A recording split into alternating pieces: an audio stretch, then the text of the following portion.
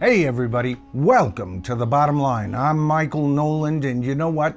Summer is almost over, folks, and it won't be too much longer before we are regaled with the pomp and circumcisions by what they dare call the Rock and Roll Hall of Fame.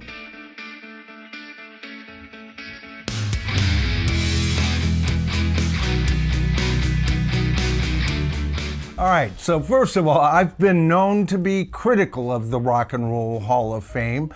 I've made several videos on the subject. I think the very first video I ever did was my video on Dolly Parton. And if any of you haven't seen that, I'll pin that up in the corner and you can watch that after you've seen this video. But my criticisms of the Rock and Roll Hall of Fame have generally been the following. First of all, the fact that they induct artists outside of rock and roll really pisses me off. Secondly, I've criticized the Rock and Roll Hall of Fame due to the fact that Jan Winter, one of the founders of the Rock and Roll Hall of Fame, had an iron grip on it and decided often himself as to who or who would not be inducted. And third of all, specifically, the fact that Foreigner, again, another enemy of Jan Winter, not being inducted decades ago. Now, in every single video that I've ever done on this subject, I've gotten more than one comment stating they should just change the name and call it the Music Hall of Fame. You know, folks, I don't ever see that happening. The term, the phrase, rock and roll is so deeply ingrained into the American conscience, even the world's conscience at this point, that there is no way they're going to let go of that moniker. Instead, they're too busy redefining what rock and roll is. You want proof?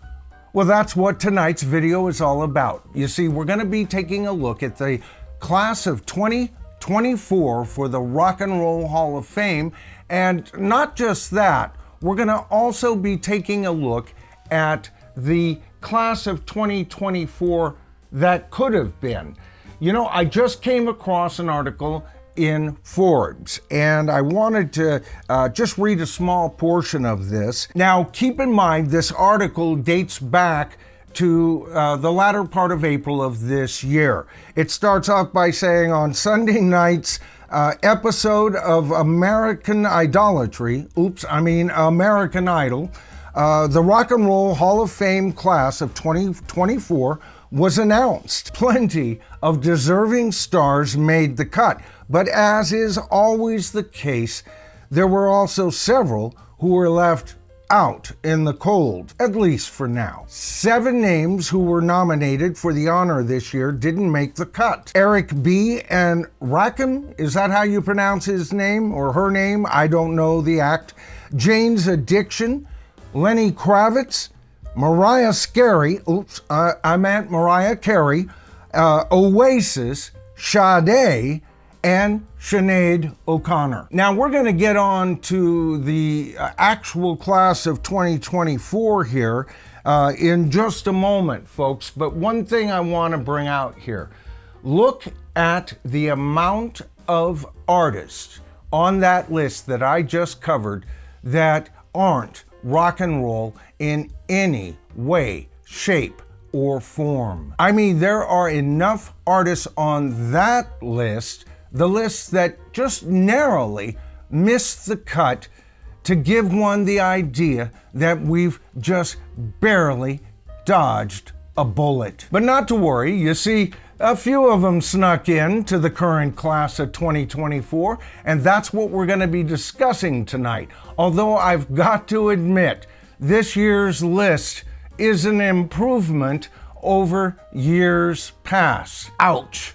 That hurt to even say. Now, in that article, it's interesting, the writer also brought up as an afterthought in one of the paragraphs that the Rock and Roll Hall of Fame should just be changed to the Music Hall of Fame.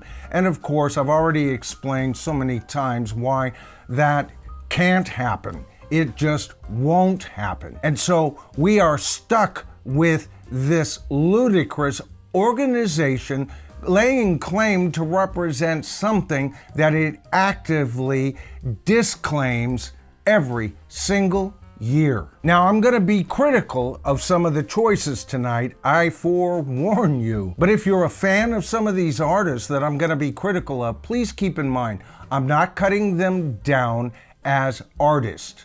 I'm not cutting them down as even a viable art form in their own fields. I love good pop music, but there are a lot of pop artists that I would never consider rock and roll. So with all of that in mind, let's turn our attention to the class of 2024. Now, I'm actually on the Rock and Roll Hall of Fame website here, and in the performer category, that's the list we're all waiting for, right?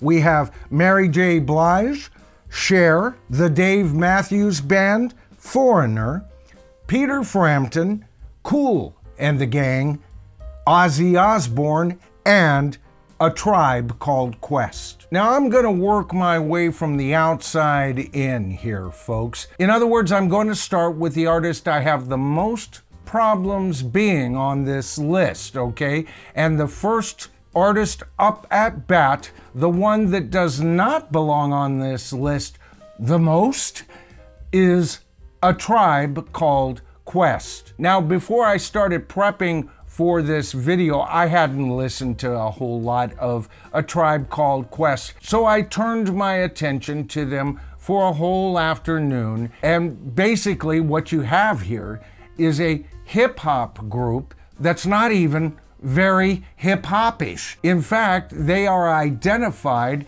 as a hip-hop jazz alternative or alternative jazz. What part of that and their sound sounds rock and roll to your ears? Again, if you are a fan of theirs and you love their music, more power to you, but they're not rock and roll, not by a long stretch. But let's work our way closer to the center where real rock and roll exists, and the one artist that is nearly as bad a pick as A Tribe Called Quest is Mary J. Blige. She's hip-hop. I listened to some of her music before this video, and you know what I hear? I hear the same drum pattern, only they add more drums to give it like a slightly different flavor. This is one of my criticisms with both hip-hop and rap. So much of the creative process is just choosing freaking drum loops and bass loops. She's a fine singer. I haven't listened to her close enough to know if I would even like her stuff, but I could tell immediately I was not listening to a rock and roll artist. The third worst pick of this class of 24 is actually a group that I like, Kool and the Gang. They were one of the few bits of sunshine in the disco era. And not being a disco fan, I found myself still loving their singles. But at least with this pick, there is some rock and roll lineage here. The band, the drums, the whole approach was very rock and roll. So I don't have a whole lot of problems with this pick. But I do have a problem with the next pick, and this artist has more of a rock and roll pedigree, and of course, I'm talking about Cher. That's right, Cher.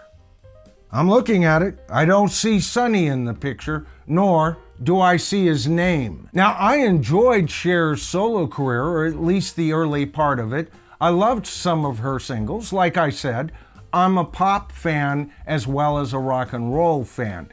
But the last time I saw her and at best I saw her as a pop rock artist, was with Sonny and Cher. To induct her alone is ludicrous. All right, so we're getting into the inner core. From here on, I consider all of these artists as rock and roll as you need to be to wind up on such a list. My least favorite of these picks, and I am a fan of this guy, even though it seems like trying to find fans of Dave Matthews these days is impossible. But the Dave Matthews Band is in the class of 2024, and I have no problem with that induction. The only criticism that I have with the induction is there are many, many artists that have not been inducted that are more deserving, and he could wait a few years, in my opinion. Now, my third favorite pick is Peter Frampton. About damn time, if you ask me. His work with Humble Pie and his solo work, I was a fan of him long before the famous Frampton Comes Alive album came out, and everybody all of a sudden seemed to discover this guy. And in spite of the fact that he starred in one of the worst Beatle-related movies that I can think of, the induction is well earned. My second favorite induction, Foreigner. Now, I've been critical of Foreigner, especially the current lineup, but not of their discography and not of the original Foreigner. It's been way overdue for them to be finally inducted, and I've said it before, I think this is an apology from the Rock and Roll Hall of Fame because of all the nonsense spewed in Jan Winter's book about black artists and women artists in rock and roll. The Hall is distancing themselves, not from the man, don't you believe that for a moment, but from the statements that he got caught with. But the biggest induction of the whole night, folks, for me, has got to be Ozzy Osbourne. The Duke of Dastardly Deeds, the Prince of Darkness, the former lead singer of Black Sabbath, for which he's already in the Rock and Roll Hall of Fame. But he never stopped with that band, did he? He has had an incredibly successful solo career, one that I didn't buy into.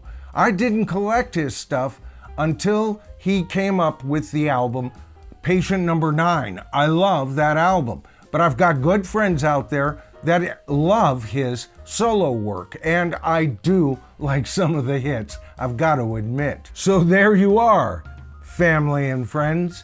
I give you the graduating class of 2024 for the Rock and Roll Hall of Fame. All right, folks, that's it for the video for tonight. I hope you enjoyed it. If you did, please consider giving me a thumbs up. That always helps. And if you haven't subscribed to the channel as of yet, that's pretty easy too.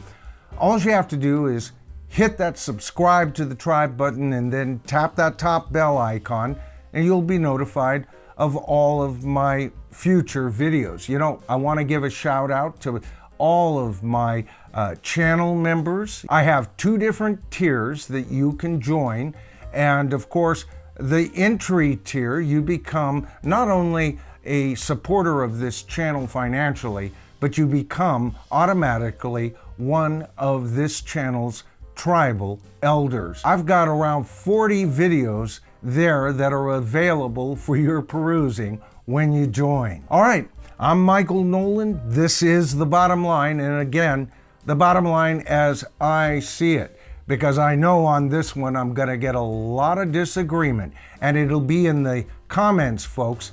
That's where the whole channel happens. This video just starts the conversation because it's in the comments where we are the tribe.